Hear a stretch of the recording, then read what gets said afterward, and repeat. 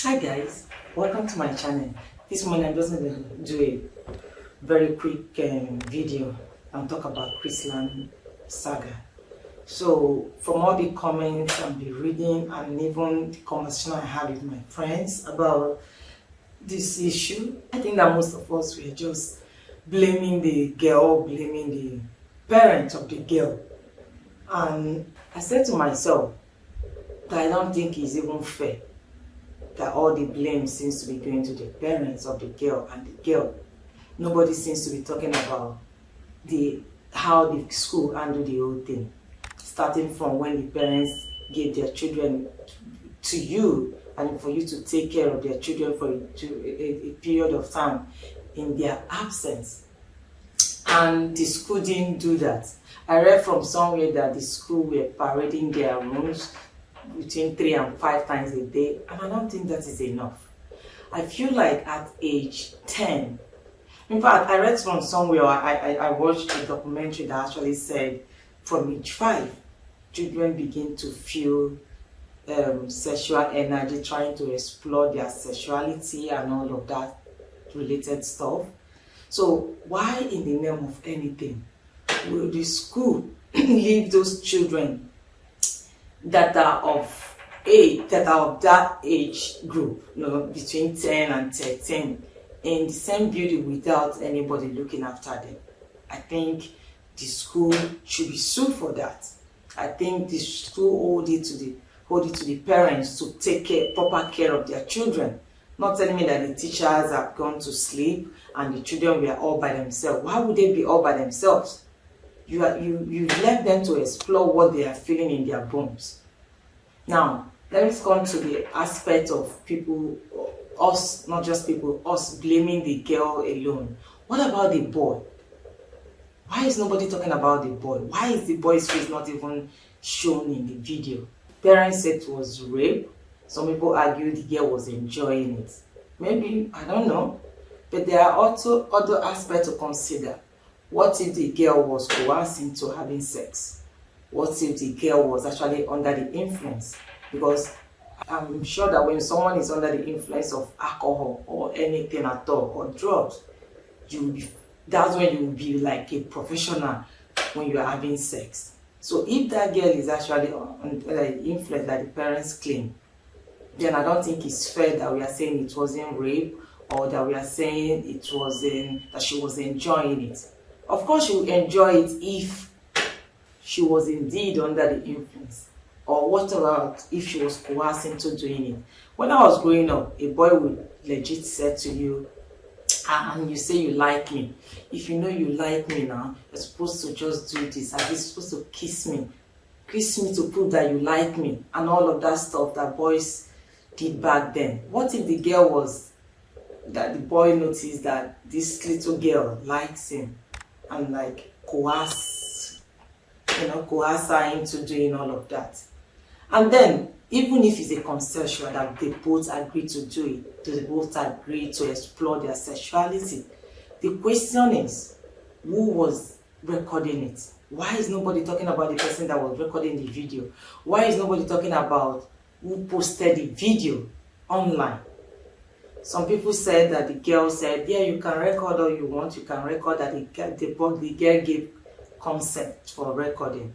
But did she also approve that you post it online? So as far as I'm concerned, the boy that posted it online, the one that recorded it, should be sued alongside with the school itself.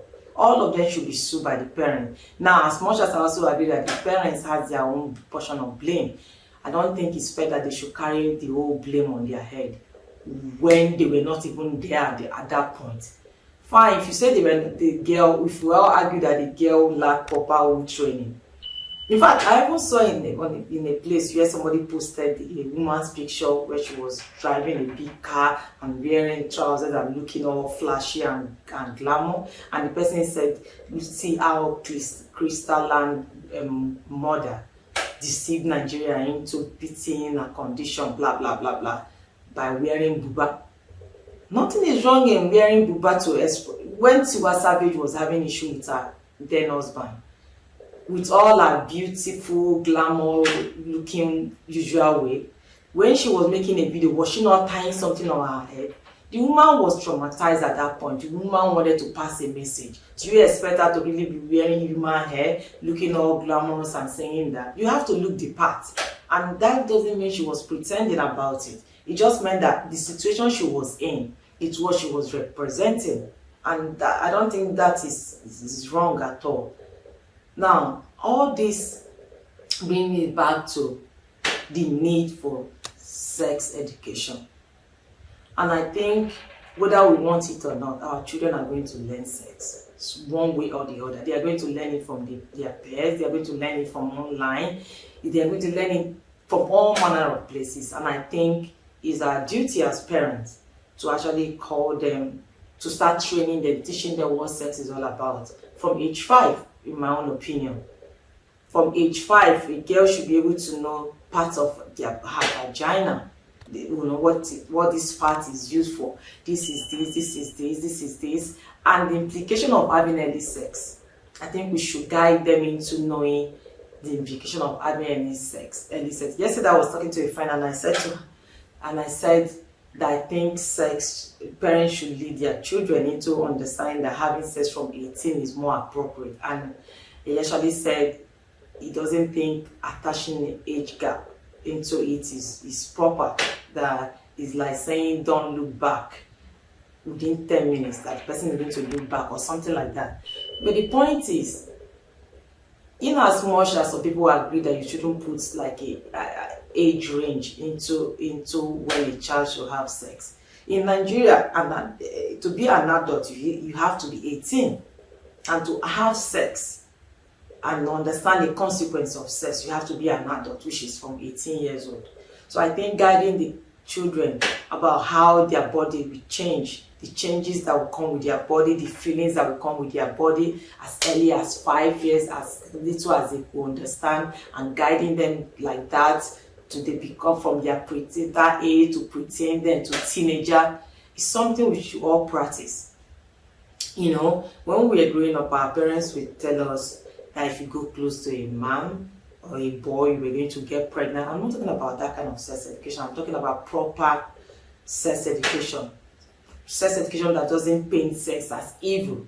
Sex education that doesn't paint sex as just a means of having babies. Because sex is more than having babies. It's pleasure. So we have to educate our children at a very young age about what sex is all about. The consequences that come with sex when one is not prepared or protected during all these sexual acts. It's very important that we don't shy away from these conversations. And I'm not talking about girls child alone. I'm talking about both boys and girls. And we should stop stereotyping girls and seeing them as bad people when they do things that even the opposite sex boy do. You know, in this Chrisland saga, nobody's talking about the boy. But the boy is also 13 years old. Why is nobody talking about him? Are you saying that the boy that was recording the video was properly trained? He's not. So we should all blame all those parents. They should all be sued, all of them. So why will you record something that was supposed to be intimate? Now, we're not talking about the age now, but it's supposed to be intimate. The girl, the boy, they made mistake. They've done something that they were not supposed to do at that age. But they were left alone to explore. I don't care with the argument that the boys were in 10th floor while the girls were in 2nd floor. But there is access for them to go and meet, to have this. There is an access free this thing for them, that they can actually go to the 10th floor each and every time they want to, and vice versa. So the part of the school is for not giving them adequate guidance. It's for not having a teacher, a chaperone, somebody that should be there to ensure nothing like that happen. But they didn't do that. So please, I think when we are judging all these things, we should also remember that the parents of this child they are also human. They are not perfect. None of us is. And I'm very sure that with all of us that we are talking about how the parents has failed, we were all feeling sexually attracted to somebody at age 10, 11. At least I was. Now having sex is another topic. But at least I was feeling all of that emotions in me. So if I didn't have my mom to guide me, or in her own archaic way of guiding me, to scaring me with sex, I probably would have done it around that age. So but now you can't afford to scare these kids. They are more advanced because of technology. They can get whatever they want. And some people said you shouldn't give them phone. Are you kidding me? From their TV they can access internet. So it's not just about phone. So I think we should all do better. Parenting is hard, I keep saying this. And we should stop blaming only the girl's parents. Everybody involved in that situation is to blame. The parent, the girl, the boy, the teachers, the school, the boys that posted it. They should all take their own portion of blames. I'm not just the girl.